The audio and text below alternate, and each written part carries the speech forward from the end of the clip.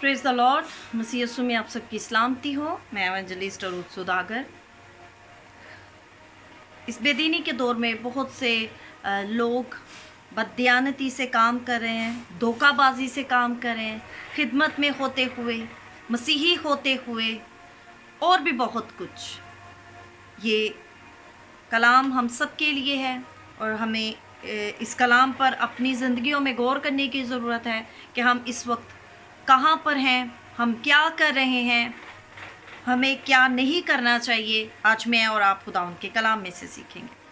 अगर हम किसी बात में धोखाबाजी से काम लेते हैं तो इससे पाक रूह रंजीदा होता है। याद रखिए, पलूस कुलसियों 3 बाब उसकी 9वीं आयत में कुलसी मसीहियों को लिखता है कि तुम एक दूसरे से झूठ ना बोलो।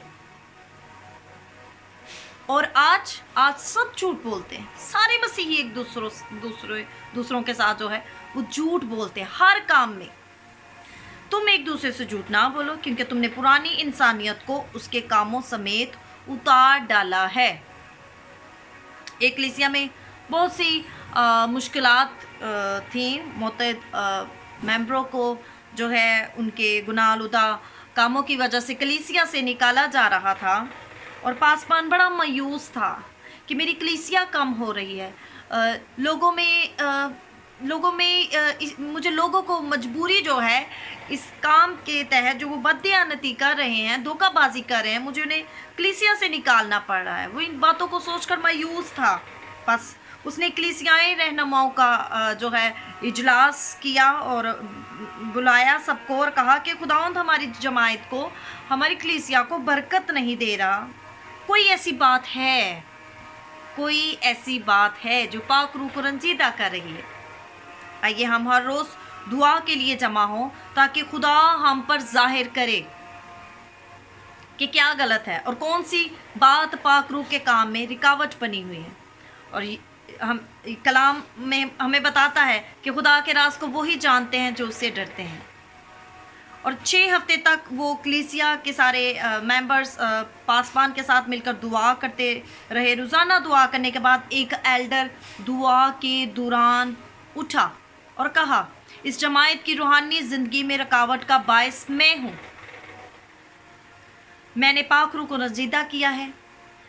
जमात के एक शख्स ने अपनी मौत से पेशतर मुझे कहा था कि उसके जानवर बेचकर उसकी बीवी को दे दूँ, लेकिन उस एल्डर ने ऐसा ना किया। लेकिन अब वो बता रहा है कि लेकिन मैंने उसे पूरे पैसे नहीं दिए, कल मैं उसे बाकी पैसे भी दे दूंगा। जो ही उसने अपनी बददियानती का इकरार किया, खुदा की जमात में उसने अपनी बददियानती का इकरार किया तो दूसरे रहनुमा भी कायल हुए। उन्होंने भी अपनी अपनी खताओं का इकरार किया। जब जमात में बेदारी आई तो अगले साल 3000 नए मेंबर कलीसिया में शामिल हुए। हालेलुया। और इस इलाके में 9 मरीदों के लिए 12 नई इबादत गाहें तामीर की गई। उस एरिया में 12 चर्चेस जो हैं उनको तामीर किया गया। अगर एक रहनुमा बददियानत है तो ना सिर्फ वो अपनी ज़िंदगी में फल पैदा नहीं करता बल्कि कलीसिया के लिए भी रूहानी फल पैदा करने में रुकावट का बायस बनता है। अगर वो खुद बददियानती चर्च में कर रहा है, कलीसिया में कर रहा है, चाहे वो पास्टर है, एल्डर है, एवेंजलिस्ट है, बिशप है, जो भी उसने अपने आप को टाइटल दिया हुआ है या उसको मिला है, वो ऐसे कर रहा है तो वो किसी के लिए बायस बरकत नहीं हो सकता। वो जिस काम को हाथ लगाएगा उस काम में उसको नाकामी मिलेगी, क्योंकि वो बददियानती कर रहा है, वो झूठ बोल रहा है, वो लोगों को लूट रहा है, वो लालच कर रहा है। सबसे बड़ी बात, वो लालच कर रहा है जो कि बुत परस्ती के बराबर है। और जिस तरह अकन यरू की लूट के माल में से कुछ चुराने से बनी इसराइल के लिए क्या हुआ, शिकस्त का बायस बना, उसी तरह बददियानत लीडर भी फतह में रुकावट का बायस बनता है। जो लोग होते हैं वो दयानतदार हो सकते हैं, लेकिन जो लीडर बददियानत होगा उसके बायस कभी भी फतह नहीं होती, कभी भी दूसरे लोगों को फतह नहीं मिलती। अगर लीडर ठीक नहीं तो कलीसिया जो है उसको कभी भी बरकत नहीं मिलेगी। वो उनकी फतह में रुकावट का बायस बन जाएगा। आज का टॉपिक बहुत अहम है।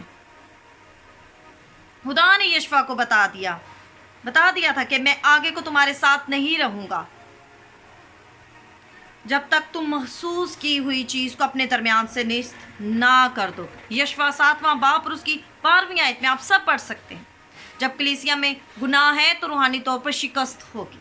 आप जंग को नहीं जीत सकते, आप उस काम में कामयाब नहीं हो सकते, क्योंकि वो पासबान ठीक नहीं, लीडर ठीक नहीं, उसके अंदर लालच है, उसके अंदर बददयानती है, उसके अंदर झूठ है, उसने पुरानी इंसानियत को ख़त्म नहीं किया और वो उन्हीं पुरानी चीज़ों के साथ कलीसिया को लेकर चल रहा है, खुदा की हजूरी में ठहरा है। पाक रूह के साथ नहीं है, पाक रूह से रंजीदा हो चुका है, पाक रूह से अलग हो चुका है। सो मुझे आपको ध्यान रखने की ज़रूरत, इस बेदीनी के दौर में हमें ध्यान रखने की ज़रूरत है कि हम कैसे लोगों से मिल रहे हैं, कैसे लोगों से हम डील कर रहे हैं। जब हम ये जान जाएंगे तो हम शिकस्त खोरदा नहीं होंगे।